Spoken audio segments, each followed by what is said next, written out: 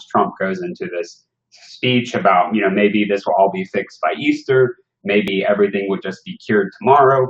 And Fauci saying, well, we need to have some data. Now, it's a little bit unclear like what that data is. Is it going to be, I would assume it's something to do with flattening the curve, but you're going to have a situation of if you open up some parts of the country, not others, and you have people that go there because it's more open, or I think it's very naive at this point to try to throw out a date, especially when we're still learning about this illness, and then try to say, oh, well, we'll make it work somehow in some way.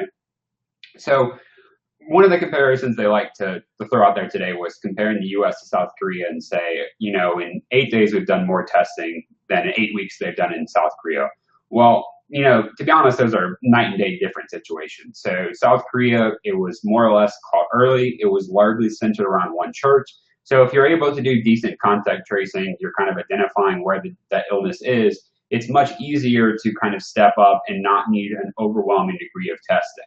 Now you have here in the US, which I'd honestly say is more similar to Italy, both in terms of, the average Italian and average American kind of sharing a lot of similarities, but also just the degree of we waited until this virus was in lots of different places before we kind of decided to go around and testing it. And that was the same situation that Italy had, and now we're experiencing, and New York is really ground zero, and they're having these references now to Escape from New York, that people are leaving New York, they're going to Long Island, they're going to the Hamptons and to Florida and potentially taking it elsewhere.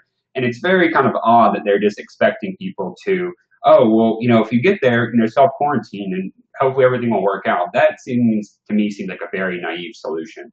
And, hopefully there's going to kind of be some immediate effects around that step in, kind of have some conversations. But really today, I think the big thing we need to talk about is the stimulus bill, because in my mind, the stimulus bill is a complete disaster, both the House version and the Senate version. What they are trying to do in theory is to help working class Americans keep the economy kind of from rolling over. In fact, really what they're doing is largely having a corporate bailout at the expense of working class Americans and then trying to cover it up with things that sound nice, or that, oh, I hope you don't read into this 1,100-page bill that I somehow put together in a weekend and don't ask too many questions because it says on the front page, coronavirus relief. And, that's not true. So let's start with the Republican side. Republican side is, well, we're going to help small businesses. We're going to advocate for keeping people employed. Well, the big problem with keeping people employed is that requires these small businesses to have access to capital, which currently they do not. One of their key components is that somehow you're going to fund money into the SBA, which if you're not familiar with the SBA is a Small Business Administration. It's a thing that sounds very nice in theory, but if you ask most people who've dealt with Small Business Administration, they will tell you that it's pretty hard to deal with.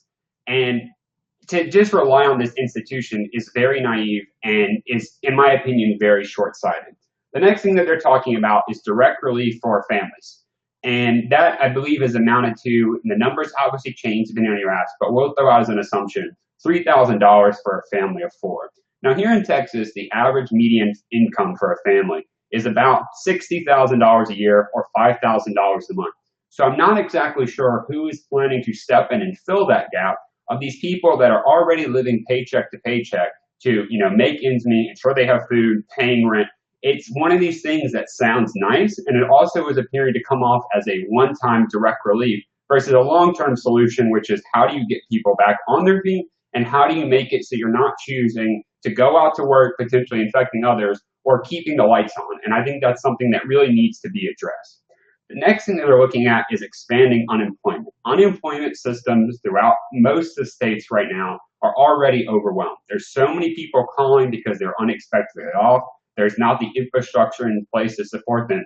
So just saying that you're going to provide billions, if not more, dollars or millions to individual states and say, well, do with this what you will, is a bit unrealistic when you're not offering support of ramping up these systems and scaling them up. Just to say, well, we've done our part, now we're done, is, again, it's very naive. I don't think it's going to be well executed. The next thing you're talking about is student loan relief. Student loan relief is obviously a controversial subject at the moment, whether you're going to pay off all student loans, whether you're going to have free college.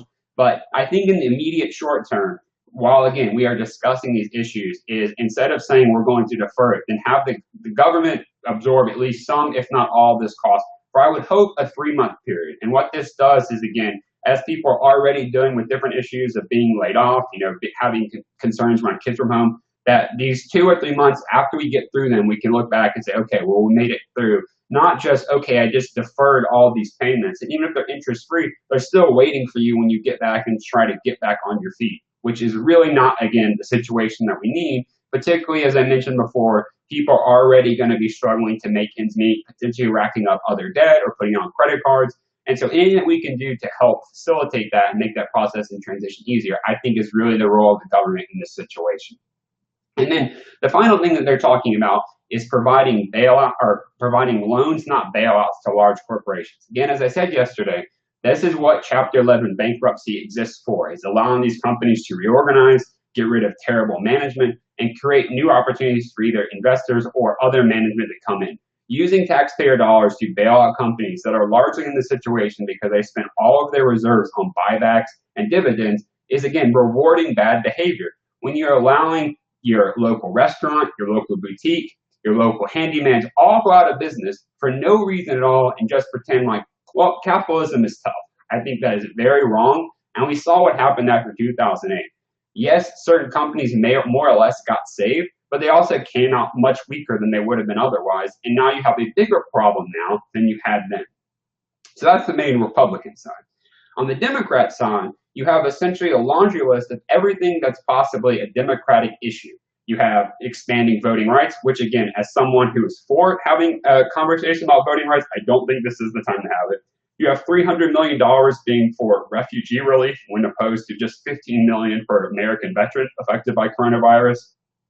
And then you just have a general program called ballot harvesting, which is the process where someone can just go around collecting ballots from people and then turn them in and just say, well, I didn't get paid per ballot, so this is an innocent procedure. Again, I think there is tons of ways to improve voting rights, voting opportunities, but this is not the time to focus on the issue. This is the time to step in, provide relief to families, and ensure that they're able to get through this period and hopefully come out to one degree or another a little bit stronger. And then the thing that's really, I would say, the cherry on top of this entire program is the $300 billion that are going to go into the, or $500 billion are going to go into some sort of treasury slush fund, which is a controversial term, but that is largely what it is when you are going to look at BlackRock, one of the largest asset managers in the world, as the source to manage it.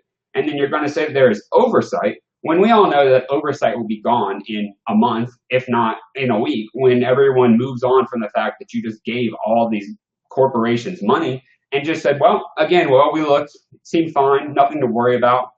I would just hope that that really gets revisited, because dumping money into corporations that are already poorly managed, that are already more concerned with shareholders than individual workers, is not the solution that we need in this time.